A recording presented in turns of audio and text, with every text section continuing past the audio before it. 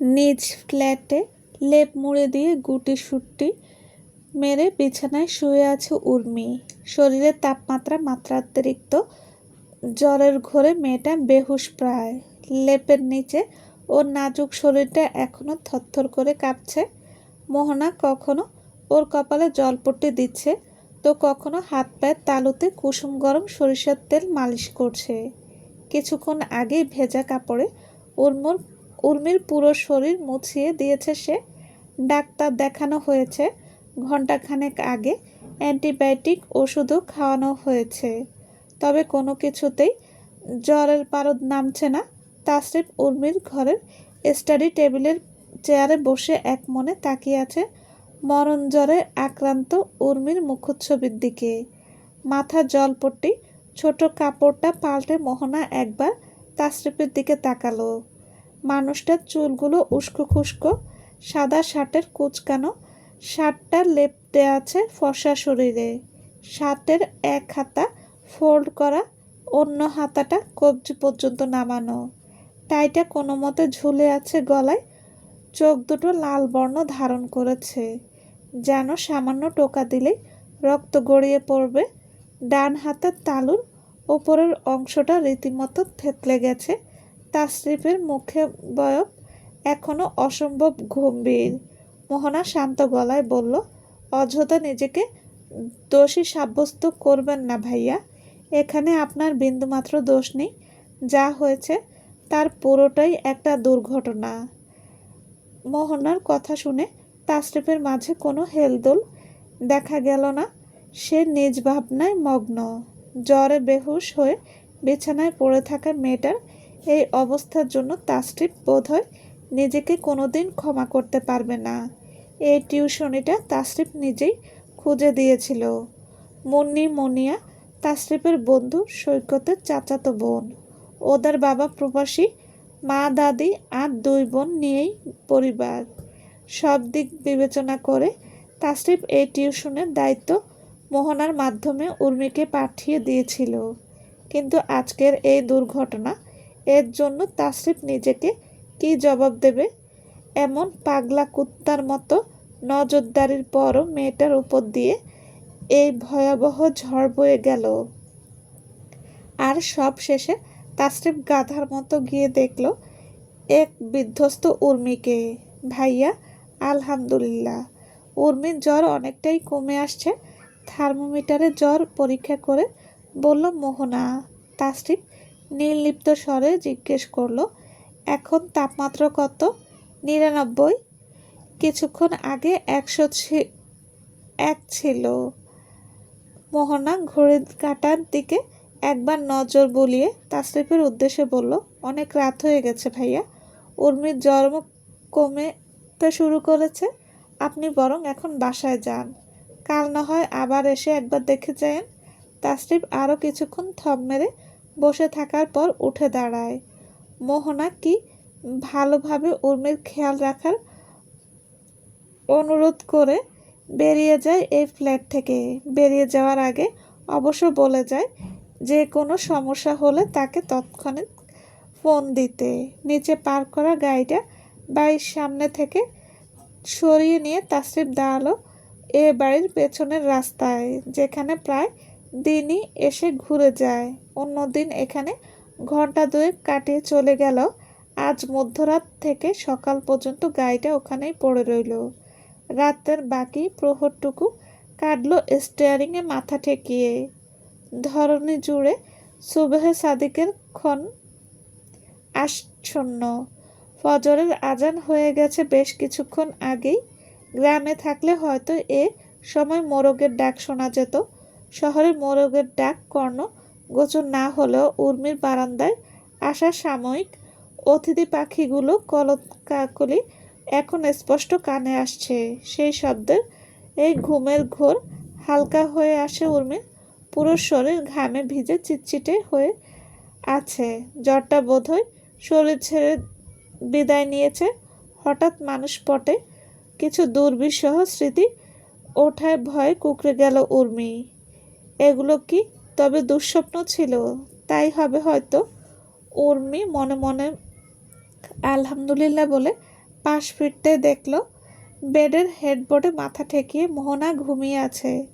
মোহনাকে দেখা মাত্রই উর্মির কাছে পরিষ্কার হয়ে যায় যেগুলো সে দুঃস্বপ্ন ভেবে মুছে ফেলতে চাইছে তার কোনোটিই কাল্পনিক নয়, বরং ওগুলোই তার জীবনের রূঢ় বাস্তবতা। জুয়েল নামের হায়নাটা যখন জানোয়ারের মতো ওর শরীরের উপর ছড়াও হতে চেয়েছিল, উর্মি তখন অর্ধচেতন অবস্থায় মেঝেতে ছড়িয়ে থাকা পোড়া মাটির ফুলদানির একটা তীক্ষ্ণ খণ্ডাংশ তুলে ওর এক চোখে সজোরে বিঁধিয়ে দেয়। চোখের যন্ত্রণায় ছটফট করতে থাকা শুয়োরটাকে সজোরে ধাক্কা দিয়ে নিচে ফেলে দেয় উর্মি। এরপর ওকে আঘাত করা ক্রিস্টলের ফুলদানিটা দিয়ে পরস্পর শক্ত কয়েকটা আঘাত হেনে কুত্তাটাকে পুরোপুরি ধরাশায়ী করে ফেলে। নিজের অবশ হয়ে আসা শরীর আর টালমাটাল পায়ে মেঝে থেকে ফোনটা কুড়িয়ে নিয়ে কোনো মতে ঘরের দরজা খুলে বেরিয়ে আসে সে। মুন্নিদের ডাইনিং টেবিলে থাকা পানির জগটা হাতে নিয়ে এক নিঃশ্বাসে অনেকটা পানি খেয়ে গলা ভেজায় ও। পুরো এক জগ পানি শেষ করার পরেও মনে হচ্ছিল তৃষ্ণার লেশমাত্র মিটছে না। উর্মি মেইন ডোরটা ভেতর থেকে খোলার চেষ্টা করেও ব্যর্থ হয়। বাইরে থেকে সম্ভবত দরজাটা কেউ লক করে রেখেছে। কপালের এক পাশ বেয়ে এখনো তপ্ত লাল রক্ত গড়িয়ে পড়ছে। মাথাটা অসম্ভব ঝিমঝিম করছে ওর। মনে হচ্ছে এখনই জ্ঞান হারিয়ে আছড়ে পড়বে মেঝেতে। তবু সর্বশক্তি দিয়ে বড় বড় পা ফেলে ওই অমানুষ জানোয়ারটা সহ মুনিয়ার ঘরটা দরজা বাইরে থেকে আটকে দেয় ও। তারপর কাঁপা কাঁপা হাতে মোহনাকে কল দেয় আবারও। মোহনা ওপাশ থেকে রিসিভ করে হ্যালো হ্যালো করে চেঁচাচ্ছে, কিন্তু উর্মির দিক থেকে কোনো সাড়া শব্দ নেই। বেচারি এত ধকল একসাথে সইতে না পেরে নিস্তেজ হয়ে মেঝেতে লুটিয়ে পড়েছে ইতিমধ্যে। উর্মি জ্ঞান হারানোর মিনিট দুয়েক পরেই ফ্ল্যাটের মেইন ডোর খুলে ভেতরে প্রবেশ করে সৈকত। তার ঠিক পেছনেই ভয়ে কুঁকড়ে থাকা রহিমা চাচি, যার কাছ থেকে চাবি নিয়ে এখানে এসেছে সে। সৈকত আসার পরপরই ওর পরিবারের লোকজনও একে একে সেখানে উপস্থিত হয়। সৈকত সবার আগে উর্মির কপালের এক পাশে ব্যান্ডেজ করে দিল যাতে রক্তপাত বন্ধ হয়। বাড়ির নারী সদস্যরা উর্মিকে আগলে ধরে ওর চোখে মুখে পানির ঝাপটা দিচ্ছিল, সাধ্যমতো সেবা শুশ্রূষা করছিল। মিনিট 20 পর তাসরিফ আর মোহনা একসাথে ঢুকলো মুন্নিদের ফ্ল্যাটে। সাথে ছিল মোহনার স্বামী শামীম ওসমান। মোহনা দ্রুত উর্মির কাছে ছুটে গেলেও তাসরিফ একবার উর্মির দিকে তাকিয়ে পাথরের মতো জমে গেল। উর্মির বোরকাটা সামনের থেকে ছেঁড়া, হিজাবটা চুলে কোনো মতে ঝুলে আছে। চোয়ালে সূক্ষ্ম কিছু আঁচড়, মনে হচ্ছে কেউ ধারালো চাকুর আগা দিয়ে রেখা টেনেছে একের পর এক। কপালে সাদা ব্যান্ডেজ, মুখটা ফ্যাকাশে রক্তশূন্য। উর্মির জ্ঞান ফিরল, আদো বোঝা চোখে তাকায়, পরক্ষণেই ফুঁপিয়ে উঠল। কান্নার দমকে থরথর করে কাঁপছিল ওর শীর্ণকায়া শরীরটা। তাসরিফ কংক্রিটের মেঝেতে শেকড় গজানো পা দুটো বহু কষ্টে ছাড়িয়ে নিয়ে উর্মির দিকে এগিয়ে যায়। কোনো প্রকার আগাম সতর্কতা বার্তা ছাড়াই ও কোলে তুলে নেয় উর্মির মৃতপ্রায় শরীরটা। নিচে নেমে নিজের গায়েতে উর্মি আর মোহনাকে তুলে দিয়ে শামীমকে বলল, ভাইয়া আপনি প্লিজ যত দ্রুত সম্ভব ওদের নিকটস্থ হাসপাতালে নিয়ে যান। যা যা করা প্রয়োজন করুন, আমি আসছি অল্প কিছুক্ষণের মধ্যেই। শামীম বিনা বাক্যে রাজি হয়ে অসুস্থ উর্মি আর মোহনাকে নিয়ে হাসপাতালের উদ্দেশ্যে রওনা দিল। আর তাসরিফ এক প্রকার দৌড়েই আবার মুন্নিদের ফ্ল্যাটে উঠে এলো। জুয়েল নামের ওই অমানুষ জানোয়ারটাকে যন্ত্রণায় কাতরাতে দেখেও তাসরিফের ক্রোধ কমল না। সে মরার ওপর খাড়ার ঘা হিসেবে ওকে আরও কিছু কিল ঘুষি লাথি কষালো। সৈকত সহ অন্যরা এসে না থামালে জুয়েল যে আজ তাসরিফের হাতেই প্রাণ হারাতো তা নিয়ে কোনো সন্দেহের অবকাশ ছিল না। শামীম পুলিশকে ফোন দিয়েছিল বেশ কিছুক্ষণ আগেই। তারা এখন এসে হাজির হলো। সৈকত আর ওর ছোট ভাই দুজন মিলে আষ্টেপৃষ্ঠে আঁকড়ে ধরেছে তাসরিফকে। তবু তার উন্মত্ত ক্রোধ সামনে ওরা কুলিয়ে উঠতে পারছিল না। অবস্থা বেগতিক দেখে দারোয়ান চাচাও এগিয়ে এলেন ওদের সাহায্য করতে। পুলিশ এসে জুনায়েদকে গ্রেপ্তার করলো। তবে ওর শোচনীয় অবস্থা দেখে পুলিশ ওকে হাজতের বদলে সোজা হাসপাতালে নিয়ে গেল। জুয়েলের অবস্থা এখন প্রায় যায়। সে আদৌ বাঁচবে কিনা তা নিয়ে খোদ চিকিৎসকদের মনেও সন্দেহ আছে। পুলিশ জুয়েলকে নিয়ে প্রস্থান করতেই তাসরিফ হন্তদন্ত হয়ে বেরিয়ে গেল। ওকে যত দ্রুত সম্ভব হাসপাতালে পৌঁছাতে হবে। হাসপাতালে প্রাথমিক চিকিৎসা শেষে কিছুক্ষণ পরই উর্মিকে নিয়ে ওর ফ্ল্যাটে ফিরে এলো সবাই।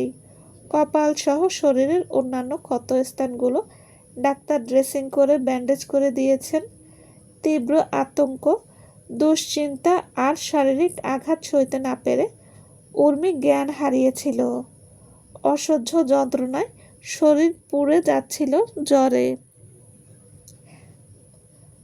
সারা রাত সেই তপ্ত জ্বরে ভোগার পর আজ সকালে অবশেষে ওর জ্বরটা নামতে শুরু করেছে। শামীম জরুরি কোনো এক কারণে হাসপাতাল থেকে ফেরার পথে গাড়ি থেকে নেমে গিয়েছিল। শেষ পর্যন্ত মোহনা আর তাসরিফ মিলে উর্মিকে বাসায় নিয়ে আসে মাঝরাতে। তাসরিফ বিদায় নেওয়ায় এখন কেবল মোহনায় একাই উর্মির পাশে রয়ে গেছে। জুয়েল নামের ওই অমানুষটা মুনিয়ার আপন মামা। গত 1.5 মাস ধরে সে নানানভাবে উর্মিকে উত্ত্যক্ত করে আসছিল। পরিস্থিতি বেগতিক দেখে উর্মি ঠিক করেছিল এই মাস শেষেই টিউশনিটা ছেড়ে দেবে। কিন্তু তার আগেই এই ভয়াবহ অঘটন ঘটে গেল। জুয়েলদের আদি বাড়ি গ্রামে হলেও চাকরির সুবাদে সে এই শহরেই থাকে। ভাই অবিবাহিত হওয়ায় মহিমা আপু মাঝে মধ্যেই তাকে নিজের বাড়িতে ডেকে আনেন। জুয়েলও বোনের বাড়িতে আসা যাওয়া করে, খায় দায় আর দিব্যি সময় কাটিয়ে যায়। শুরুর দিকে উর্মির সাথে ওই অমানুষটার সাথে পরিচয় না হলেও মাস 2 আগে তাদের প্রথম দেখা হয়। আর তার কিছুদিন পর থেকেই শুরু হয় জুয়েলের কুদৃষ্টি আর যত সব ঝুটঝামেলা। ঘটনার দিন দুপুরে হঠাৎ খবর আসে মুনিয়ার এক বান্ধবী আত্মহত্যা করেছে। খবরটা শুনেই তাড়াহুড়ো করে তৈরি হয়ে মহিমা আপু চিৎকার করে মুন্নিকে বললেন, তোর ম্যাডামকে কল করে বলে দে আজ আসার দরকার নেই। ঠিক সেই মুহূর্তে জুয়েল ওদের বাড়িতে এসে হাজির হয়। বাইরে থাকতেই সে মহিমা আপুর কথাগুলো সব শুনেছিল। তবুও সে বেশ স্বাভাবিক আর হাস্যোজ্জ্বল ভঙ্গিতে মুন্নিকে জিজ্ঞেস করলো, তোদের ম্যাডাম ছুটি দিয়েছে বলে তোরা সব তলপা গুছিয়ে কোথায় হাঁটা দিলি? মুন্নি শুকনো মুখে উত্তর দিল, আমার বান্ধবী রিয়া সুইসাইড করেছে ছোট মামা। উর্মি ম্যাডাম কি আজ আসবে না? জুয়েল বেশ আত্মবিশ্বাসের সাথে মিথ্যা সাজিয়ে বলল, আসার সময় পথে আমার সাথে দেখা হলো।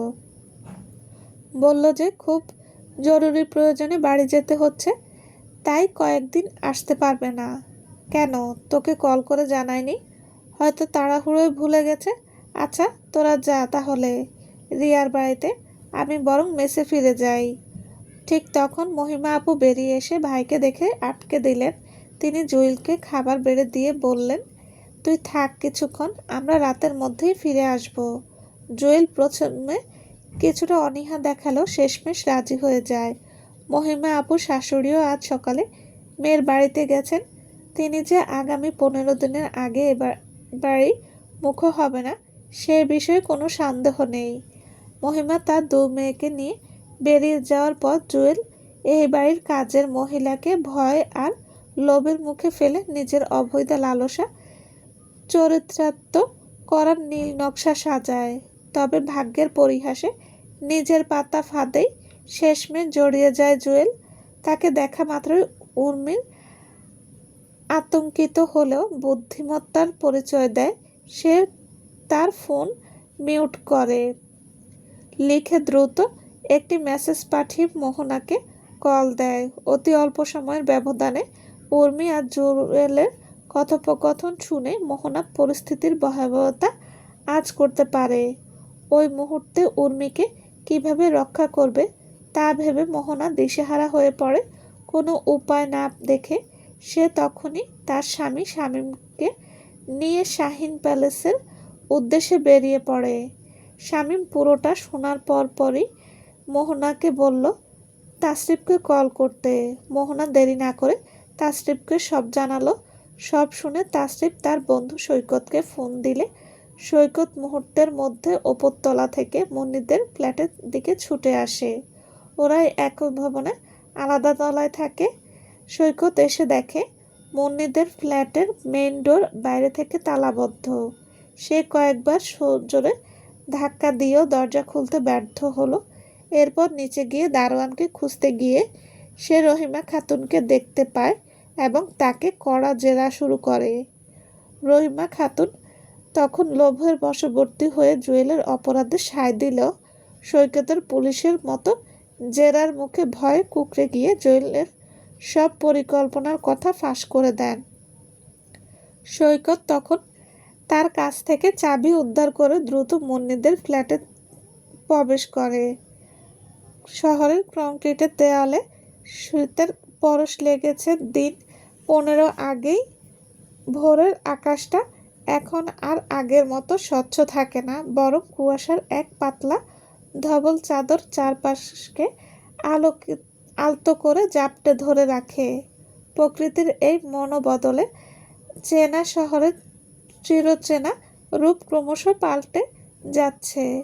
পথের ধারে রক্তলাল কৃষ্ণচূড়া ফুলগুলো নিজস্ব সজীবতা হারিয়ে হিমেল হাওয়ার শরীর এলিয়ে দিয়েছে। শহুরে যান্ত্রিক জীবনে এই শীত পরশ বেশ মধ্যরাতা নিয়ে এসেছে। উর্মি একটি পাতলা চাদর মুড়ি ছাদের রেলিং ঘেঁষে দাঁড়িয়ে আছে। ও দৃষ্টি এক নাগাড়ে বাইরের দিকে নিবদ্ধ। কাক ভরে অফিসগামী মানুষের জুবুথুবু পথ চলা, মোড়ে মোড়ে চায়ের দোকানে ভাপ ওঠা চায়ের কাপের ধোয়া আর টুপি সোয়েটারে ঢাকা যান্ত্রিক মানুষগুলো যাতায়াত দেখছে ও নির্জীব চোখে। এর মাঝে ক্যালেন্ডারের পাতা একবার উল্টে গেছে। সেই সাথে মানব জীবন থেকে সংগোপনে অতিবাহিত হয়েছে দীর্ঘ 30টি রজনী। সেই ঘটনার পর থেকে উর্মি এক প্রকার ঘরবন্দি। বাইরে মাত্র 2বার পা রেখেছিল, তাও মোহনার অতিশয় জোরাজোরিতে। এর মাঝে সতুশ্রেণী আর উর্মির মা আমেনা খাতুন এসে সপ্তাহখানেক থেকে গেছেন। সোনালী ভাবিও এসেছিলেন 2বার। সবার অক্লান্ত পরিশ্রমে অবশেষে নিজেকে ধীরে ধীরে সামলে উঠেছে উর্মি। সাধারণত ও বেশ শক্ত ধাঁচের মেয়ে হলেও সেই দুর্ঘটনা ওকে ভেতর থেকে একেবারে গুঁড়িয়ে দিয়েছিল। বর্তমান আধুনিক যুগের শিক্ষিত নারী হয়েও ওই জানোয়ারের স্পর্শে নিজেকে দিনের পর দিন অশুচি অপবিত্র মনে হয়েছে ওর। এই একটি মাস মোহনা ছায়ার মতো পাশে ছিল উর্মির। যতভাবে সম্ভব ওকে বুঝিয়ে আগলে রেখেছে মোহনা। কাল রাতে তো সোজাসুজি বলেই ফেলল, তোর কথা অনুযায়ী আল্লাহ না করুক ভবিষ্যতে আমি নিজে বা স্রোতস্বিনী এমন ঘটনার সম্মুখীন হলেও আমরাও অপবিত্র, অপূত আর অশুচি হয়ে যাব তোর কাছে। বিন্দুমাত্র দোষ না থাকা সত্ত্বেও কোনো জানোয়ারের লালসার কারণে আমাদের পাপ এতই বেড়ে যাবে যে আমরা বেঁচে থাকার অধিকারটুকুও হারিয়ে ফেলব। মোহনার কথা শুনে তখন থমকে গিয়েছিল উর্মি। ও ভাঙা গলায় বলে উঠেছিল, কী সব পাগলের প্রলাপ বকছিস তুই? তোকে আর স্রোতকে নিয়ে আমি এমন কিছু কল্পনাও করতে পারছি না। আর আল্লাহ না করুক তেমন কিছু হলেও আমার কাছে তোরা কখনোই অপবিত্র বলে গণ্য হবি না। এতে তোদের কোনো দোষ নেই, সব দোষ ওই জানোয়ার অতীতের। আমার কাছে তোরা আজীবন একই রকম থাকবি। মোহনার উর্মির এই কথায় আর কোনো প্রত্যুত্তর করল না, এমনকি কোনো প্রতিক্রিয়াও দেখালো না, বরং শান্ত ও গভীর দৃষ্টিতে চেয়ে রইল ওর দিকে। উর্মি হয়তো এতক্ষণে মোহনার তর্কের আসল উদ্দেশ্যটা বুঝতে পারল। আসলেই তো যে ঘৃণা বা অপবিত্রতার গ্লানি ও মোহনা বা স্রোতের জন্য ভাবতে পারছে না, সেটা নিজের ক্ষেত্রে কেন আঁকড়ে ধরে আছে, নিজের প্রতি কেন এত কঠোর হচ্ছে উর্মি, যেখানে ওর বিন্দুমাত্র দোষ নেই। ওর সাথে অন্যায় হয়েছে, ওর নিছক এক ভুক্তভোগী। আর যে জানোয়ারটা অপরাধ করেছে সে তো তার প্রাপ্য শাস্তি পাচ্ছে। তবে ও কেন নিজেকে এমন দণ্ড দিচ্ছে সেই পাপের জন্য যা ও কোনোদিন করেনি? পিন-পতন নীরবতার মাঝে উর্মি একবার শান্ত ও স্থির মস্তিষ্কে পুরো ঘটনাটি একবার ভেবে দেখল। সে ভয়ঙ্কর দিনটি থেকে আজ এই মুহূর্ত পর্যন্ত অবিশ্বাস্য হলেও সত্যি, এই 1 মাসে উর্মি কখনো এভাবে নিজেকে নিয়ে ভাবেনি, বরং সব কিছু থেকে নিজেকে একেবারে গুটিয়ে নিয়েছিল। গতকাল রাতে ওদের মাঝে আরও অনেক কথা হয়েছে। অবশেষে 1 মাসের অক্লান্ত পরিশ্রম শেষে মোহনা উর্মিকে বাস্তবতা বোঝাতে সক্ষম হয়েছে। মোহনার পরামর্শ মেনেই আজ একটি ইন্টারভিউ দিতে যাওয়ার কথা ওর, যদিও উর্মি নিশ্চিত যে চাকরিটা ওর হবে না। ওখানে সাধারণত অনার্স সম্পন্ন করা প্রার্থী ছাড়া কেউ নিয়োগ পায় না, আর তার ওপর ওখানে শেয়ার হোল্ডারদের কারো সুপারিশ ছাড়া তো চাকরি পাওয়া প্রায় অসম্ভব।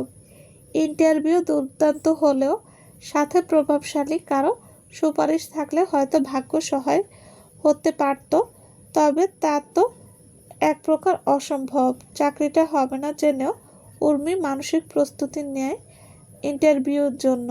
বর্তমানে বাসায় গিয়ে টিউশনি করানো ওর পক্ষে একেবারে অসম্ভব, ভবিষ্যতে কখনো তো পারবে কিনা সে বিষয়ে ওর প্রবল সংশয় রয়েছে। তাই জীবন যুদ্ধে টিকে থাকতে যত দ্রুত সম্ভব একটা চাকরি জোগাড় করতেই হবে। মোহনা গতকাল সকাল থেকেই এই ফ্ল্যাটে ছিল।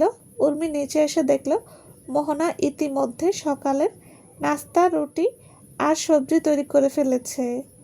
এখন সে গভীর মনোযোগে নাস্তার প্লেটগুলো ডাইনিং টেবিলে সাজাচ্ছে। মোহনার কর্মতৎপরতায় দেখে উর্মির ঠোঁটে এক চিলতে হাসি ফুটে ওঠে। এই মেয়েটির সঙ্গে ওর কোনো রক্ত সম্পর্ক নেই, অথচ বড় বোনের দায়িত্বটা মোহনা পালন করছে নিপুণ মমতায়। আদর, আহ্লাদ আর শাসনের চাদরে সে উর্মিকে আগলে রেখেছে পরম যত্নে। উর্মিকে দাঁড়িয়ে থাকতে দেখে মোহনা বলল, তাড়াতাড়ি বসে পড়, খাওয়া শেষ করে তোকে তৈরি হতে হবে। এখান থেকে গন্তব্য বেশ দূরে, অনেকটা সময় লাগবে, আর জ্যামে আটকা পড়লে তো কথাই নেই। উর্মি বিন্দুমাত্র ক্ষুধা ছিল না, তবুও অনিচ্ছা সত্ত্বেও একটা চেয়ারে টেনে বসল সে। সবজি দিয়ে নামমাত্র একটা রুটি গিলে উঠে দাঁড়ালো ও। মোহনা সব দেখলো, আজ আর খাবার নিয়ে বাড়তি জোরাজুরি বা বকাবকি করলো না। সে নিজেও দুটি খেয়ে থালা বাসনগুলো গুছিয়ে উর্মির ঘরের দিকে পা বাড়ালো। ঘণ্টাখানেক সময় নিয়ে মোহনা উর্মিকে ইন্টারভিউর জন্য তৈরি করলো। উর্মির পরনে একটি off white Tangail cotton sari, যাতে নেভি ব্লু বর্ডার।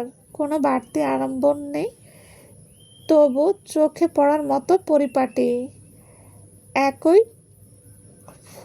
রঙের ফুল হাতা ব্লাউজে হাত দুটো ঢাকা, চুলগুলো লো বান করে বাঁধা। সাজ বলতে মুখে হালকা কম্পাউন্ডার পাউডার, চোখে সামান্য কাজল আর ঠোঁটে হালকা গোলাপি লিপস্টিক, কানে ছোট পার্পেল দুল আর বাম হাতে একটি সাধারণ হাতঘড়ি। মোহনা বেশ কয়েকবার ঘুরে ফিরিয়ে দেখল উর্মিকে, পা থেকে মাথা পর্যন্ত। ওকে দেখা মাত্রই মোহনার মুখে তৃপ্তির হাসি ফুটে উঠল। ইস, কি মিষ্টি লাগছে তোকে! মাশাল্লাহ মাশাল্লাহ। কারো নজর না লাগুক, আপ্লুত কণ্ঠে বলে উঠল মোহনা। বান্ধবীর আহ্লাদ দেখে উর্মি মুচকি হাসল, তারপর তাড়া দিয়ে বলল, হয়েছে বাবা, এবার তুই নিজে তাড়াতাড়ি তৈরি হয়ে নে, নাইলে এবারে নিশ্চিত দেরি হয়ে যাবে। মোহনা ঘড়ির দিকে তাকিয়ে জিভে কামড় দিল, তারপর নিজেও দ্রুত তৈরি হয়ে নিল। ঘর থেকে বের হওয়ার আগে উর্মি একটা ডিপ নেভি ব্লু উলের প্লেন শাল গায়ে জড়িয়ে নিল। এই হাড় কাঁপানো শীতে গরম কাপড় ছাড়া বাইরে বের হওয়ার বোকামি এখন আর করা যাবে না, কারণ হেমন্তের বিদায়বেলার শীত এখন নগর জীবনে পুরোপুরি জেঁকে বসেছে। চলবে। আসসালামু আলাইকুম। গল্পটি কেমন লেগেছে প্লিজ প্লিজ জানাবেন। আপনাদের একটা লাইক ও কমেন্ট আমাকে অনেক আনন্দ দেয়। প্লিজ তাই বলছি, একটি লাইক কমেন্ট করবেন। আর হ্যাঁ, অবশ্যই যারা এখনও আমার চ্যানেলটি সাবস্ক্রাইব করেনি তাদের বলছি, তারা অবশ্যই চ্যানেলটি সাবস্ক্রাইব করে পাশে থাকবেন। সবাই ভালো থাকবেন। আল্লাহ হাফেজ।